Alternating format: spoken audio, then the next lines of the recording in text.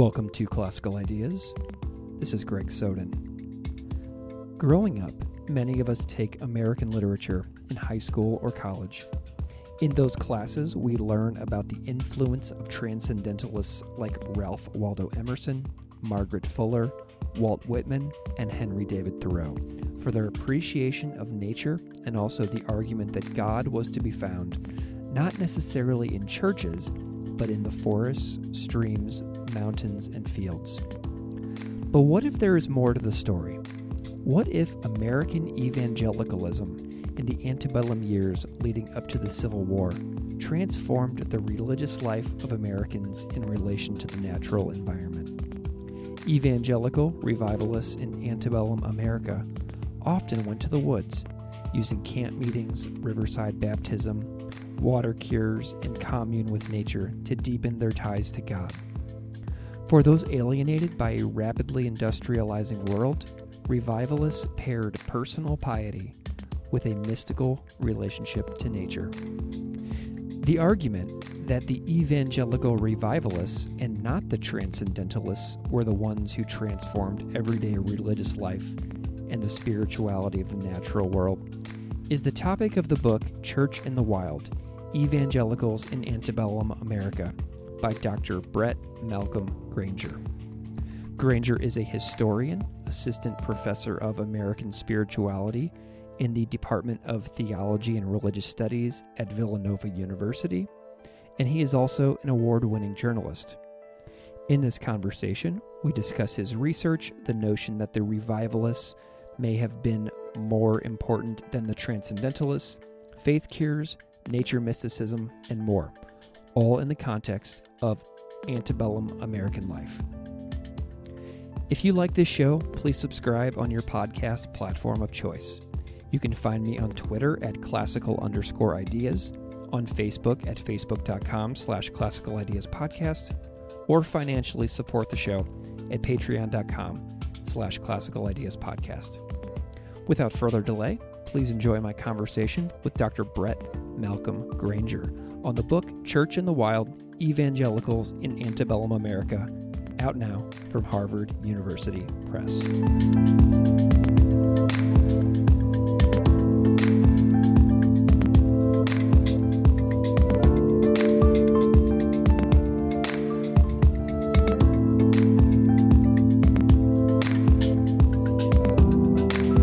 Dr. Brett Grainger, thank you so much for coming on Classical Ideas.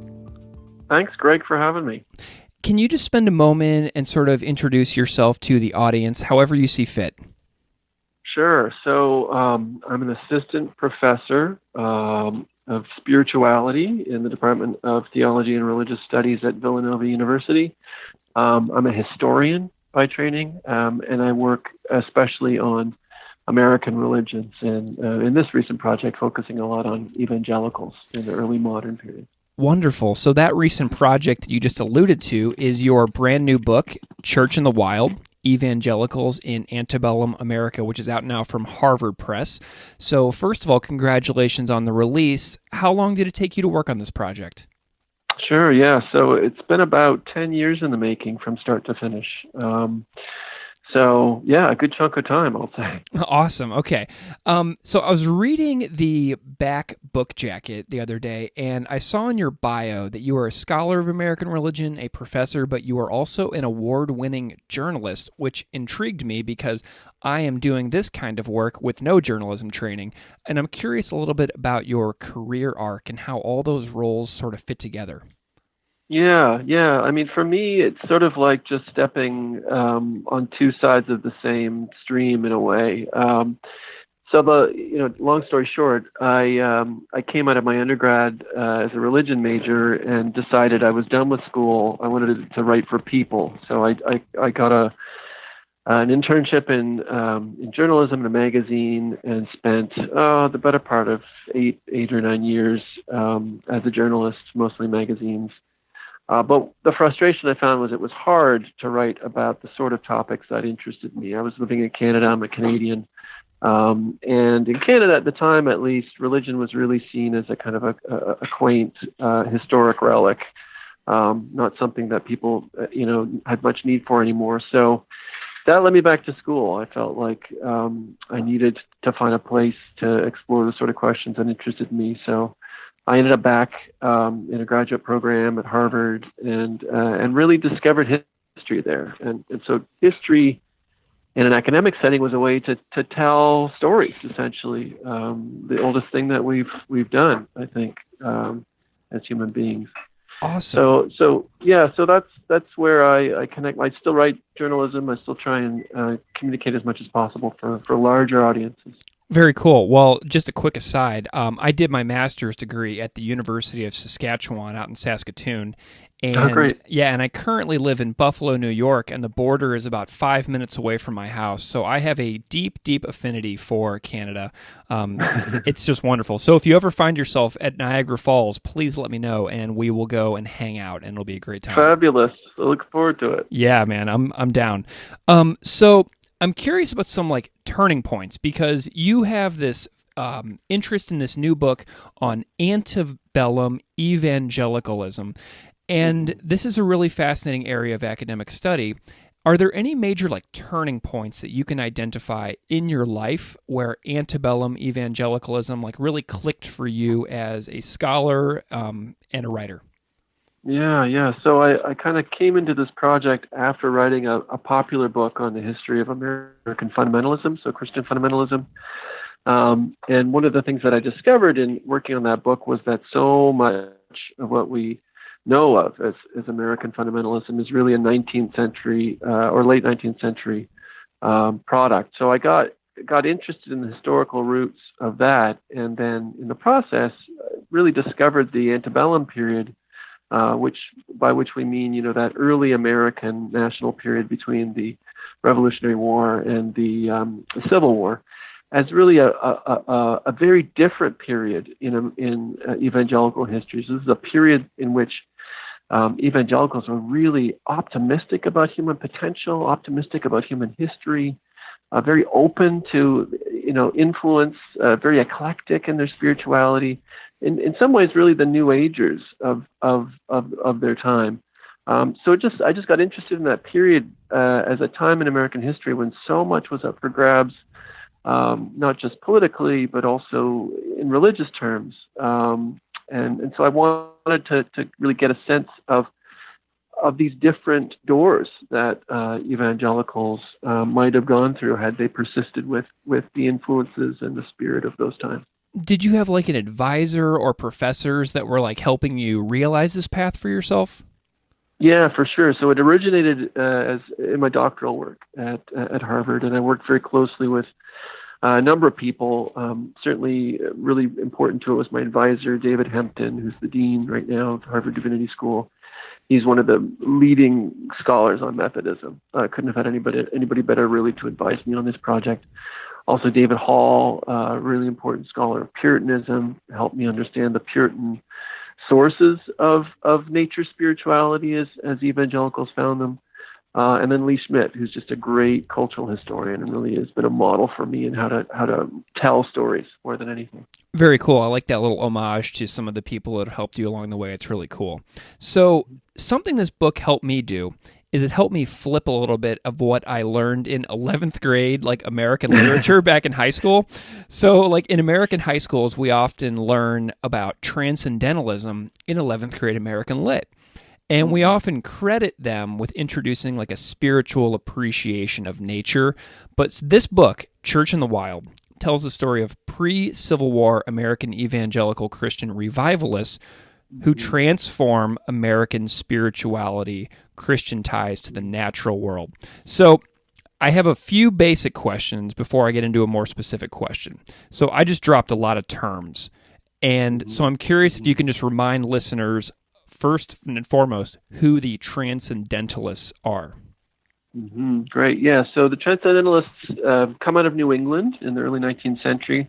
Really, the best way to think of them as a form of American Romanticism. So that emphasis that you see in poetry and other forms of writing in that period on feeling and intuition that we know through our feelings, we know through our gut, right, rather than through external authorities, especially traditions, an emphasis on original inner divine, as opposed to being born with original sin. They believe that we're originally blessed with the sense of divine spirit. An emphasis on nature, the natural world, as alive and full of spiritual import, and then also an emphasis on human creativity and the arts. These are all elements of the romantic spirit that we associate with the Transcendentalists. Okay, cool. Now, on the other hand, who are the evangelical revivalists that are living around the same time period?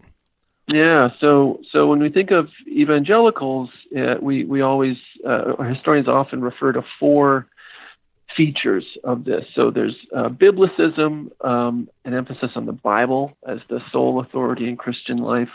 Crucicentrism, which is just a fancy way of saying the cross, that individuals are saved by believing in Jesus' death on the cross. Evangelism, so the need to go out and spread that message of salvation to others rather than just sitting at home. And finally, activism, this idea that you're supposed to be socially active on behalf of others, or what they often call love of neighbor. Now, that's a kind of shorthand for evangelicals. I think in the 19th century, what's surprising for many, at least those familiar with evangelicals today, is to hear how optimistic and politically progressive evangelicals were in the 19th century. This is a group that was really at the forefront of most progressive reform movements, including abolition, prison reform movement. You go down the list. So that's, I guess that's just a shorthand for the group that I'm looking at in this period. That's so interesting. And I do see trends like that coming back. I see a lot of evangelicals doing really important work in climate change today. Is that sort of like a holdover from that era? I think it's a bit of a return. I mean, I think this is a group. The thing about evangelicals is they have very little institutional memory.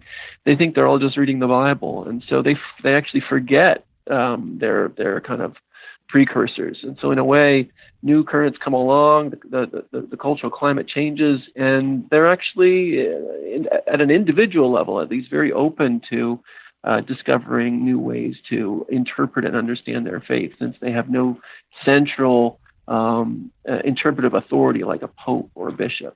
Very cool. So I'm always interested in filling in little gaps of concepts that I've talked about or never talked about on this show. And I've to date never said the words revivalism on this show. And I'm curious if you could just how should a listener define revivalism in this context? Yeah. So a minute ago, I was talking about the evangelical emphasis on evangelism, this need to spread the word. You can't just keep it to yourself. You got to share it. So revivalism is really an expression of that need to evangelize on a mass scale.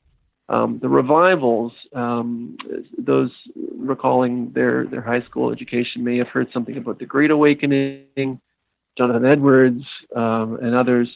The Great Awakening was an expression of this spirit of revivalism. This basically huge, tent meetings that would carry over days and weeks, where individuals would come and experience a kind of mass conversion experience. The closest thing today would be, Pentecostal churches. That kind of intense, deeply felt, heartfelt, emotional religious release through a collective experience. Okay, cool. So since we have a definition of all these terms now sort of firmly established, I'm curious about this question. For you as a scholar, how did you come to realize that the 19th century revivalists were possibly more significant in nature mysticism than who we often give credit to, which were the Transcendentalists? How did you find this little disconnect? Yeah, well, it's such a counterintuitive story, isn't it? As a recovering journalist, that's really what attracted me to it. It's exactly the opposite of what we've been told and of what we would expect, given what we know today of evangelicals, is that they tend to be suspicious of environmentalism, with a few exceptions, suspicious of climate change. They tend to see nature as this thing that we can sort of harness and utilize in an instrumental sense. The opposite of a kind of liberal nature spirituality.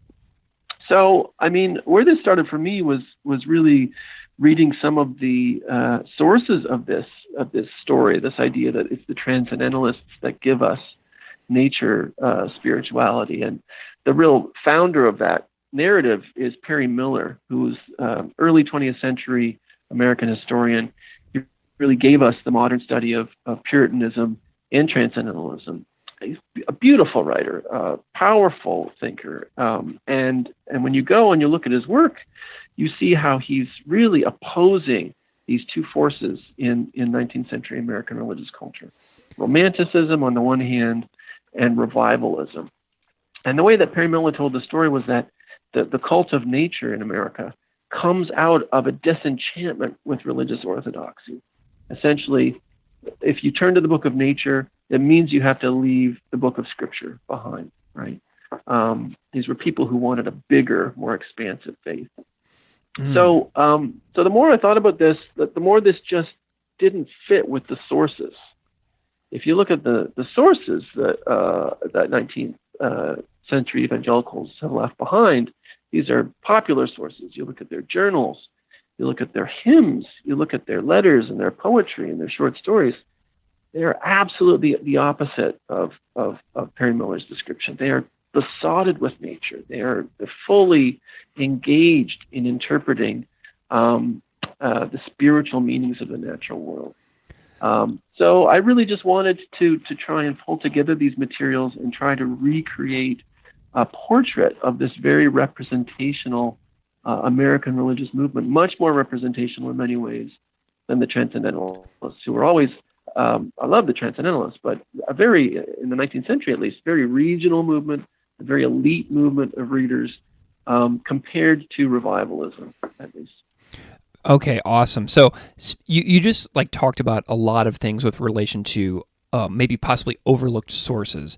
And one of the things I always like asking historians and authors is why they start their books the way they do. And I think that the allusions you just made about these overlooked hymns is relevant here. So a while back I had Dr. Rachel Lindsay. She's a professor at SLU. And I asked her why she started her book Communion of Shadows with the story of a 22-year-old soldier in the Civil War named Walter Jones. So I want to pose the same question to you about Jeremiah Ingalls.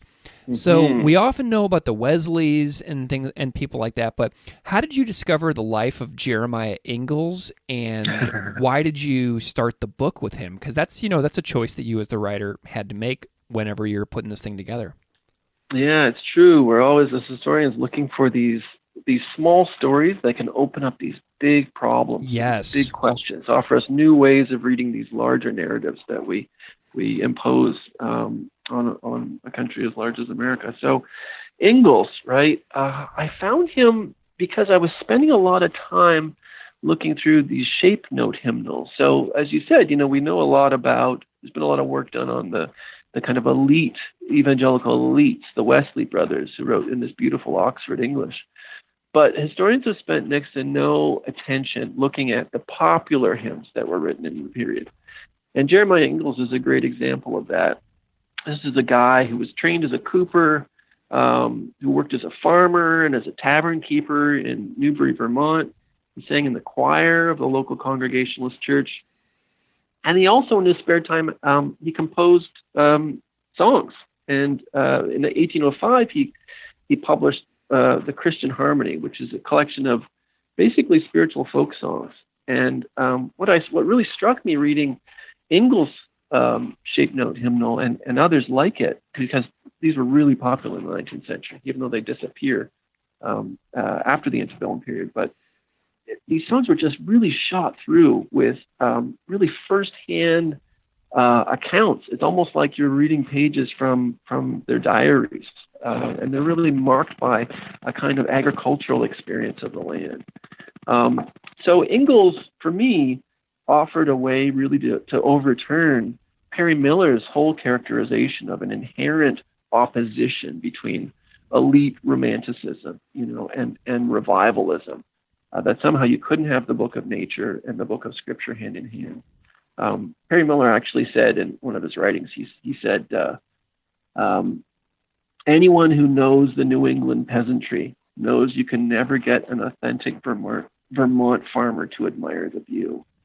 Well, Jeremiah Ingalls, he was a Vermont farmer, and he knew a nice view when he found one. Yeah. And one of my favorite hymns, if I could just quote one of Ingalls' compositions, which is called "Honor to the Hills," goes, "Through all this world below, God we see all around. Search hills and valleys through, there He's found. In growing fields of corn, the lily and the thorn, the pleasant and forlorn, all declare God is there. In meadows dressed in green, there He's seen." So, in other words, Ingalls, I think, and others, hopefully, throughout the book, really refute this idea that in the 19th century, at least, evangelicals are hostile to nature's spirituality. What kind of archival digging did you have to do to find books like this that have been lost to time? Mm-hmm. Yeah, so a couple places were really helpful to me in this work. I love working in the archives, and a fellowship at the American Antiquarian Society was really important in the early period in getting this going. I found a lot of revivalist hymnals there. I also found a lot of great lithographs. So scholars of art history have paid a lot of attention to the beautiful landscape painting of the Hudson River School and others, but they paid very little attention to cheap available lithographs, which was how most Americans encountered their art. So that was a big boon. The Congregational Library in Boston was also great at accessing some materials on Theophilus Packard, who's a congregational minister and a mesmerist, animal magnetist, who I look at in the last chapter of the book. Amherst College was really great. Their archives on Edward Hitchcock were super helpful. And then I'm almost embarrassed to admit this, but Google Books is it's a boon for anybody working in the 19th century, because the copyright restrictions are lifted on all those materials and everything has been scanned. So it's super easy to do word searches of documents if you can narrow it by the period. And it's a great place, a clearinghouse, really, to get started on finding interesting news sources. Beautiful. I love that it's so accessible. So I want to discuss a little bit about the structure of the book and get into a little bit of the contents as well. So early in the book, you discuss outdoor practices that lead to conversion. What's most commonly used in that time period? Yeah, so the practices that are most important for conversion in the 19th century are camp meetings and outdoor baptism. So camp meetings are basically these extended revivals that would go for sometimes weeks at a time, typically in the late summer or the fall when it's a little cooler. And they were just like wild, raucous, basically Pentecostal meetings in the woods. And the second practice that was important for me was outdoor baptism. Just we might know this from films like "Oh Brother, Where Art Thou?" There's a very famous scene of outdoor baptism there. And so I just wanted to explore the ways in which natural environments provided not just the setting for evangelical conversion, but also the source of their religious experience, right? It wasn't just a backdrop. It was something which they drew upon very deeply in seeking out, or engaging in the pursuit of the immediate presence of God in and through the natural world. Awesome. So, a moment ago when you read that Ingalls hymn, or, recited it from memory, one of the things that really struck me, and it connected to a term in the book, is that he seems to be venerating this natural environment, this setting. And in the book, that relates to me to your fantastic term, my favorite term in the whole book, tolerable idolatry. So what's the importance of sacred sites, and how do you tie it into this term, tolerable idolatry? Yeah, it is one of my favorite phrases as well from the book. I just love it. It's, again, the counterintuitive value of it, right? The last thing you would want to associate with evangelicals was idolatry, right? It's what they're so anxious about. God's transcendent. God is outside of space and time. It's Catholics we associate with the veneration of the real presence, right, within the host in the Mass, or within sacred sites like pilgrimage sites, But what you find, I think, when you look at the materials that these evangelicals have left behind, is a real enthusiasm with locating the sacred in particular places, in particular times. And it's because they're such mystics in a way. They don't want to debate the existence of God. They want to feel and know the presence of God in time and space. So, one of the things that the place I got this term, tolerable idolatry, from, is from a William Cowper poem. William Cowper is an English poet, and he wrote a poem called The Yardley Oak in 1790s. And in the poem he says, "Could a mind imbued with truth from heaven, created thing adore, I might with reverence kneel and worship thee." He's speaking here of an old, beautiful old tree that he finds. And then he says, "It seems idolatry with some excuse when our forefather Druids in their oaks imagined sanctity." So what I find in this poem, right, and actually reflected in the practice of these 19th century evangelicals, was on the one hand an anxiety, right, about locating the sacred too firmly in time and space, right, making an idol of a tree, making an idol of a stretch of river. But on the other hand, they're just as worried, if not more worried, with what I call infidelity. That infidelity is, in this case, a failure to recognize Christ's immediate presence in their midst, his immediate availability in time and space to them. Evangelicals, more than anything, want to feel it, right? They want to know Christ's presence in their heart. And so out of this fear of infidelity, they're almost driven to a kind of tolerable idolatry, because the risk of not recognizing God's presence is greater to them, because for many reasons, but one of which is that it could lead you to rely on the wrong sorts of things, like external authorities, rather than a personal experience. So, Brett, as I was reading your book, and I'm putting together pieces as I'm listening to some of your answers here, your book reads differently than almost any book I've ever talked about on this show. Like your written voice is so different than most books I read, and it's just so vivid and it's so poetic. And I'm listening to you talk about all these writings and all these authors. And now I can see why your book reads the way it does. Like your immersion, your immersion in these sources and these poems and these hymns, it comes through in your writing as well. Like I can tell that you have lived and breathed these sources that you have put into this book. Like I just love it. No, thanks. I appreciate it. So, what is the Book of Nature? You mentioned that earlier, and I'm curious about if natural contemplation is gone from American Christianity today, if it's making a comeback. What is this Book of Nature thing that you talked about maybe 10 or 15 minutes ago? Yeah, I mean, it's a very, very ancient trope in Christian spirituality. It goes all the way back to the writing of Augustine and even Origen, who's even earlier than Augustine. So it's an ancient Christian habit of reading in, or actually of viewing the natural world as a book, in some ways as God's first book, as encoded with divine signatures that are meant to be interpreted and deciphered by the faithful in ways that completely cohere with revealed Scripture. So it's a very old habit, in other words. And what I'm basically saying about 19th century evangelicals is that despite their best efforts to rid themselves of practices such as contemplation, which they viewed as, at least rhetorically, as a Catholic habit, right, as a kind of work that you could do, as opposed to the grace that Protestants talk about as the only thing that you can rely on. Despite their rhetorical repudiation of these practices, they just find themselves doing them all over again or reinventing them in new forms. So it's in a way a kind of story of the afterlife of Christian mysticism in the places where you would least expect to find them. Do you think it's coming back?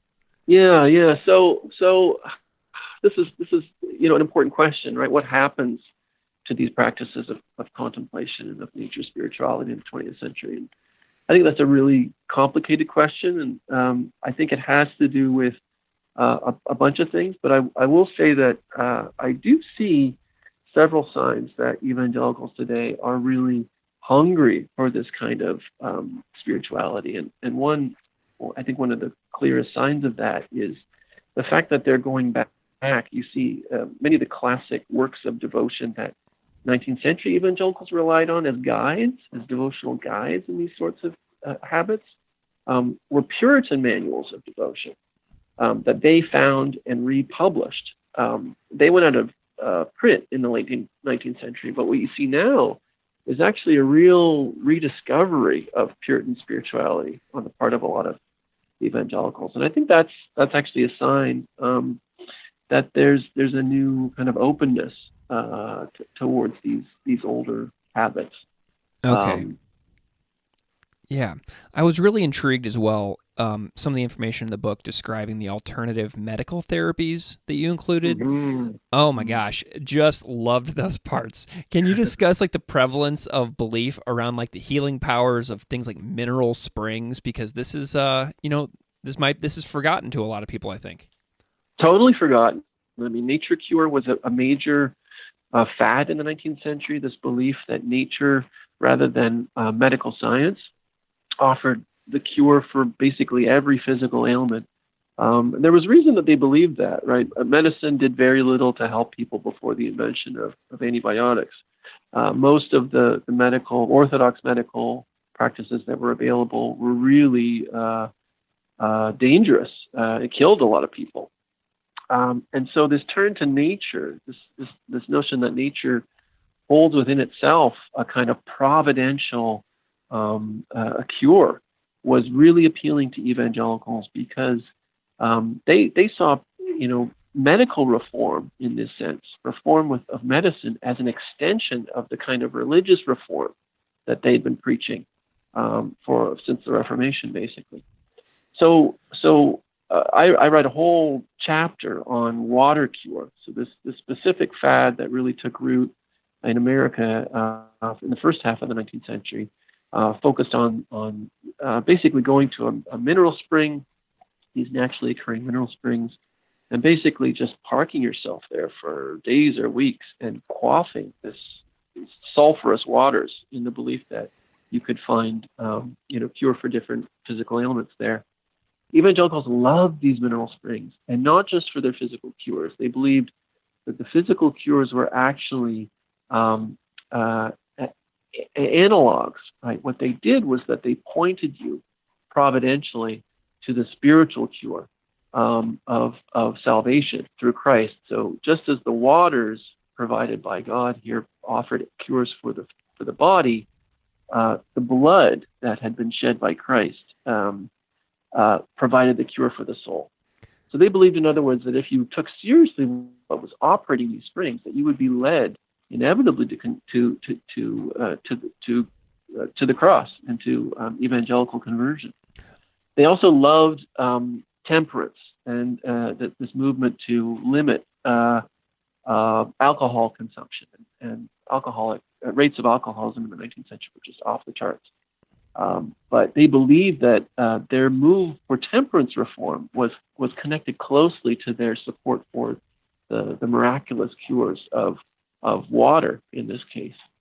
Those were just a few reasons that evangelicals were gaga for water cure in the 19th century. It's awesome. And yeah, when you said totally forgotten, like I latched onto that because that is just, that's so interesting. The differences and similarities. So something I'm curious about is jumping off from that, differences and similarities between then and now. Are there any traditions out there today where people are sort of doing these things that you're talking about? Like we would recognize it if we saw it today, but we would also recognize it in like pre-Civil War Christianity? Yeah, I think there is continuity and change in the post-bellum period. I think you do lose a lot of the rites, the practices of conversion that were really tied to physical spaces in nature. So, for instance, urbanization in the 19th century really comes to America after the Civil War, and all these Americans leave the farm and go to the city. And I think what happens there is the focus of evangelical attention turns from the country, turns from the camp meetings into the city. It becomes an urban revival. It becomes tent meetings like Billy Graham's and Crusade. So they just lose connection with certain types of physical landscapes. Baptists, similarly, they go from river baptisms to, what most Baptists experience today, which is, you get dunked in a tank inside a building. Right. So there's a building boom. Evangelicals get gentrified. They get middle class, and they want to look like other Protestants. And so they build these big, impressive buildings, and in a way that kind of buffers them from natural space. So there is a shift and a decline in some ways from the practices that I look at. Yeah. But I also think there's innovation and there's development. There are new practices that come along to meet the new needs of the time. What you see in the 20th century is the birth of groups like the YMCA, the explosion of summer camping, movement, recreational fishing and hunting, mountain climbing and hiking, and these are all explicitly spiritual practices in their origins. And so with new practices come new ideas about the natural world. But I think a lot of the kind of nature spirituality that I track is really continuing, but under new forms and under new names. So urbanization did not necessarily kill nature mysticism. No, but it definitely changes the stakes, because in the 20th century, what you have is a kind of nostalgia for nature that appears because Americans become concerned that their civilization is being undercut by through urbanization, essentially. And so when you reconnect with nature through camping trips or canoeing or fishing or whatever, that's different than encountering nature as in an agricultural setting, right, where it's sort of your everyday world, if you know what I mean. Yeah. Do we have any groups, like any religious groups, that you would consider nature mystics today? Yeah, I mean, one of my big gambits here is saying that we need to use this word mysticism when we talk about evangelical habits. I think Pentecostals in many ways look like the mystics that I'm describing in the 19th century. This desire for ecstatic experiences, speaking in tongues, the direct witness of the Holy Spirit. Those are all an extension of long-standing habits in Christian mysticism. So a question I wonder is, I'm an English teacher, a high school English teacher, and say I were, I would want to teach about these things in school to, sort of not like remove the transcendentalists, but refocus the conversation to give everybody their due credit. How hard do you think it would be to help society recognize the prevalence of American revivalists when transcendentalists are like so ingrained in our schools and cultural life? Yeah, it's really tough, right? I mean, one of the problems is it's such a great story. The story that Perry Miller told is just a great story. It's hard to uproot that narrative, and it's also the case that it's easy, if you're teaching high school, it's easy to just have them read a chapter from Thoreau's Walden, or an excerpt from Ralph Waldo Emerson's Nature, and they get it right away. So, and also the fact is that evangelicals didn't produce the literary equivalent of those writers. They just weren't as good with the English language. Yeah. So it's harder to kind of reconstruct, as I've tried to do in this book, a whole worldview. That takes a lot of painstaking effort and imagination to really reconstruct those lost worlds. But I think actually, in a way, the hymns are the best place to start. I think going to these revivalist hymns, it's like Jeremiah Ingalls' Christian Harmony. You can encounter it directly in the verse. This kind of intimate, intense, heartfelt experience of the supernatural within the natural world. I think that would be a great place to start.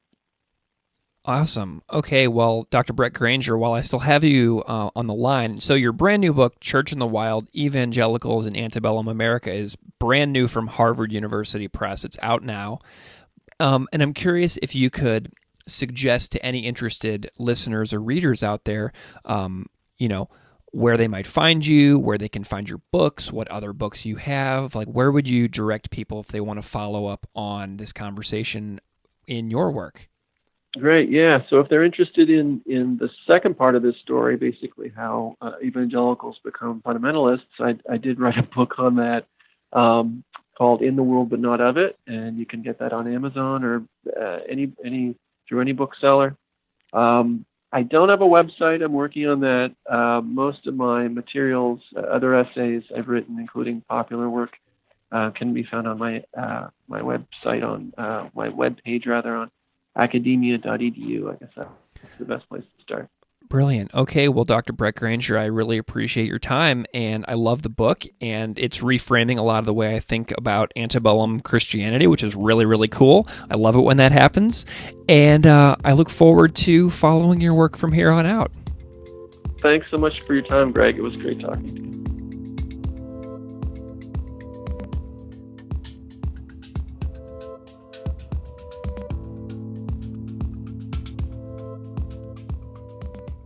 Classical Ideas is produced by me, Greg Soden. Music on Classical Ideas is composed and performed by Derek Strybig. You can find his music at www.wearewarmmusic.com. If you like this show, please rate it on iTunes, Stitcher, or wherever you get your podcasts. You can email me at classicalideas@outlook.com.